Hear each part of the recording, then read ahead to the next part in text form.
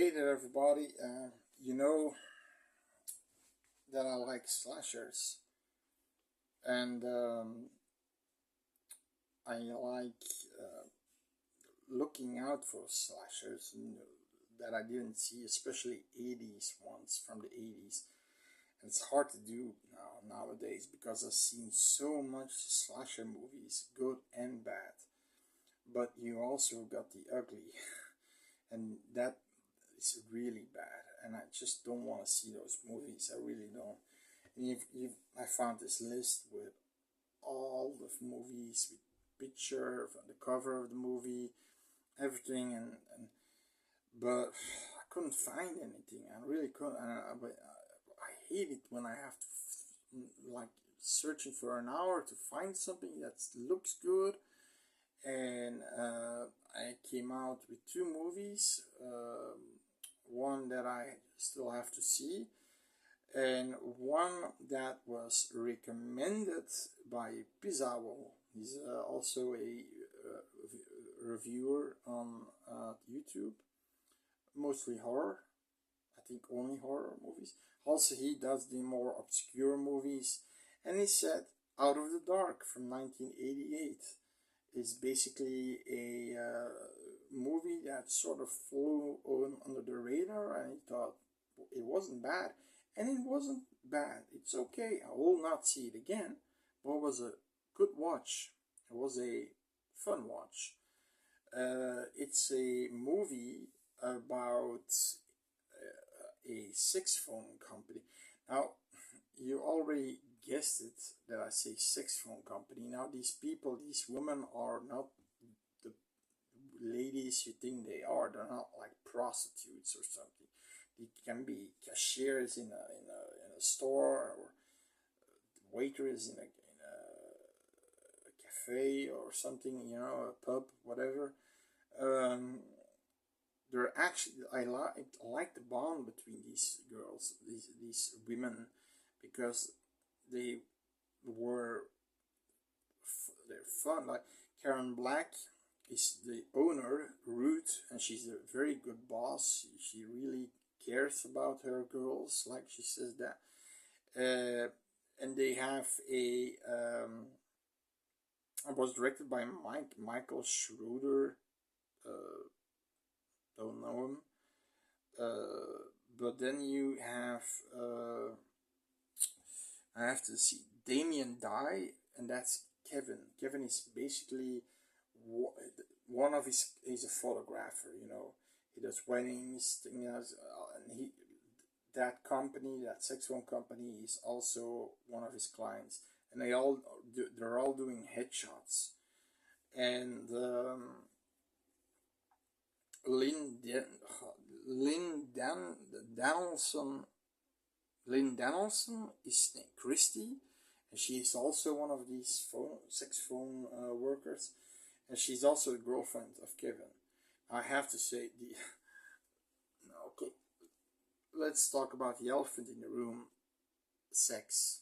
Yes, this movie has a lot of gratuitous nudity, because at some point, Kevin and Christy are two of the horniest people that there are. They wanna fuck all the time.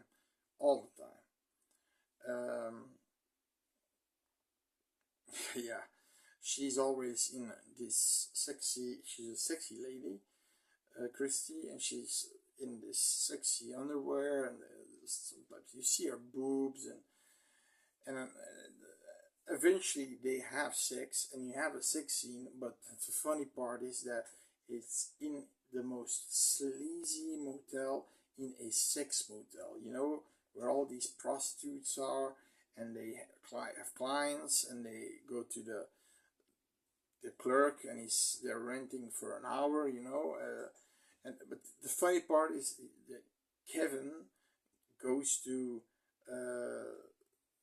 this guy to rent a room. Now, the reason why he wants to stay there is because the police thinks he's a killer, and also he's protecting his girlfriend from a killer. But he's saying that he's only staying there alone. So, and the guy, so the clerk says, how many hours? All night. 2 hours? 3 hours? No, all night. And with who? Alone? Oh, okay, okay. If you want to have some fantasy on your own and you're, Captain Right Hand. I mean, yeah, okay. He gets the room. Christy comes along and they have sex in this room. Now, I have to say, you don't see a lot of boob action, but they go at it, really at it, like she's riding him. Yeehaw! Come on, and he's going like, oh. I go, it's just one of the funniest sex scenes that wasn't intentionally funny that I've seen. Now, you've got two detectives. Basically, one is the good cop, it's a lady, and her partner is the bad cop. It's a typical good bad cop routine. Now, the bad cop does something wrong because he wants to lure the killer to the office, and that one of the sex workers, they're at home, protected by a policeman, and they are calling, and he's on the line, and he's always smoking, and he's always having a smoke in his hand, and he talks like this. Yeah, but Bobo wants to hear you speak, say, touch your nipples, and then the cigarette, and then you see this piled up ashtray with cigarette butts. Then when the killer is calling her and the luring to the house, to the office, goes wrong, because the killer already knew what was happening, and the killer is closer. I'm not gonna spoil this one, because if you want to see it, there are a few choices that could be the killer. The killer is closer than she thinks, and then you see these white glove hands behind her chair, which is kind of creepy, and then you see the mask. It's a creepy clown mask too. Clowns are always creepy. I always defend Tim Curry's It Clown, because he looks more scarier than the CGI, what the fuck, mutant It, from the new movies. I really do like Tim Curry more, and scarier.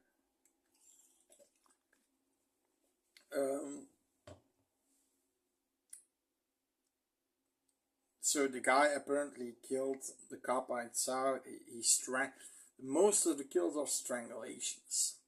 That's the part. He strangles him with his belt. He killed the killer outside. When they arrive at the house of the other lady that gets killed, and then they all get angry at the detective because he's a little bit of a dick towards everybody who works there, because he thinks they're sleazy women, and that the photographer is a sleazebag and things like that, and he thinks he has the idea that Kevin is a killer, because he gets them at a private location to photograph, and he has one private photograph session with one of these ladies. And like I said, there are a few that really are sluts. You have this mini skirt, and she just nipple out like that. Okay, and he goes, all right, and do some moves, and she's doing like that, and you can see her underwear and shit. Like I said, there's a lot of nudity involved in this movie, but for me, you've got people who like their slasher movies, three things: fun characters, good gore, and ample nudity. Now, personally, I don't need nudity. For me, Halloween, you have this little, okay scene between Bob and Linda. And I believe in the theatrical cut you can see her boobs, but it does not impact the movie for me, not at all, if there's not nudity involved. For me, the movie mostly has to have gore, or doesn't have to have gore if it has tension and good atmosphere. That's what I like, and good acting. That's what I like in my slashers. And the gore is a plus. You know, like Halloween doesn't have gore, at least not that much. And Halloween 2, in my opinion, was really tame compared to the Friday the 13th movies.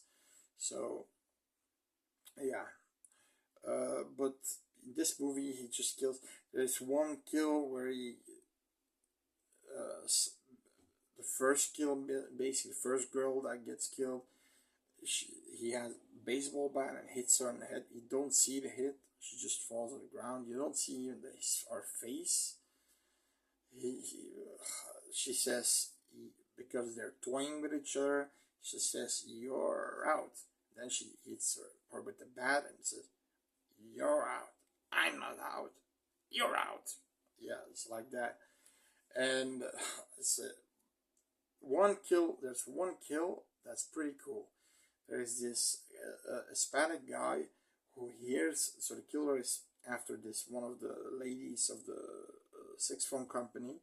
Don't know the name of the company. Hush Hush Kitties or something. And she's on this scooter. He rams the scooter. She flies off, and the Hispanic guy heard something. He's going out, hola, hola, and like this, calling out, and he basically gets a shovel through the head. Now this is an explicit scene. You can see he gets cleaved like this. The shovel is towards here, and he basically got cleaved with the shovel, and that's a pretty good kill scene. But that's sort of the, and you've got how the killer dies.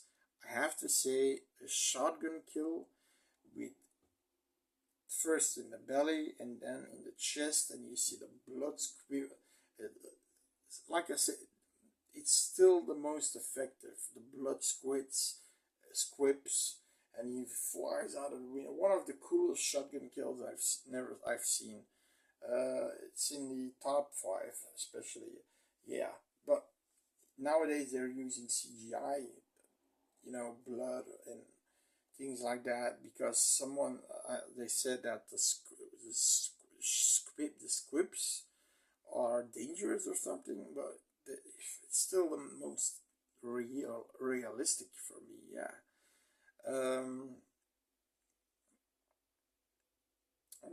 What else? What else?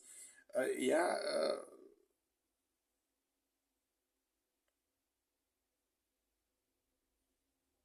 So yeah, they suspect Kevin.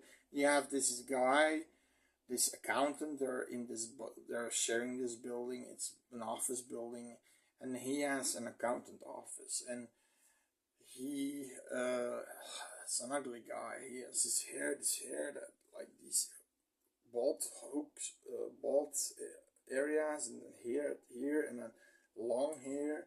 So beyond that goes beyond. It's a little ugly guy. Dennis Franz, but with long hair. If you know it, that actor is from NYPD Blue. But no, but and more ugly. But he's an ugly guy. But the thing is, they always focus on him because he flirts with these women. He wants them, but can't get them, and you always see him staring to someone or standing somewhere and putting on a cigarette. He's always, and then when he's on his desk, again, always with a cigarette in his mouth. So the killer also has cigarettes in his mouth. So he could be a suspect. You you have the first photographer that was fired, and Kevin was his pupil, and he sort of fucked him over, and now so he's a drunk guy who's always being really aggressive towards. He went to the company and it just slammed everything and things like that. You have a it can be Kevin. You never know, but because he is always alone with these girls, but yeah, there are like a few, like 3 or 4 people that can be the killer in this movie. That you would, it can be the detective, because he's really overdoing the bad cop thing, you know, too much, so that it's almost like he can be the killer. He doesn't like sleaze or something like that. He hates it. So you don't know. You just don't know. I actually didn't know. The last 10 minutes I knew who the killer was.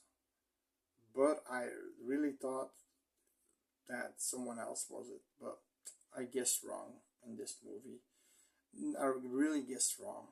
It's the last 10 minutes that give it away, because it cannot. They go to a place in the last moment towards a off-the-grid house, and you got 10 minutes left. Or the killer followed them, or the one of the suspects is killed, and they say 6 serial killer dead by a car accident, and they think that he was a killer. But yeah, there are a lot, and the detective is standing there and he's shaking his head, and yeah, so he, like I said, there are multiple herrings that can be the killer. So it's a good movie. It's an okay movie. It's an okay watch. If you like the nudity, you're gonna get it in this one. You've got one cool kill, basically, and that's the only real good kill you're gonna have. But you know, it's a clown killer. It's always creepy. Bobo, the clown. It's always fun. You got the fun characters, the 6 fun characters, all are really fun together, and they're good characters, good acting, fun acting. It's a great B movie slasher from 1988. So I recommend it. Seeing it for once, I'm probably never gonna see it again, because okay, I watched, I know who the killer is, okay, but it has the, you know, the signs, the characters for a lot of people that want that in a slasher movies, the fun characters. Okay, not the gore, yeah, that's a little bit, only one real gory scene, and the extreme nudity.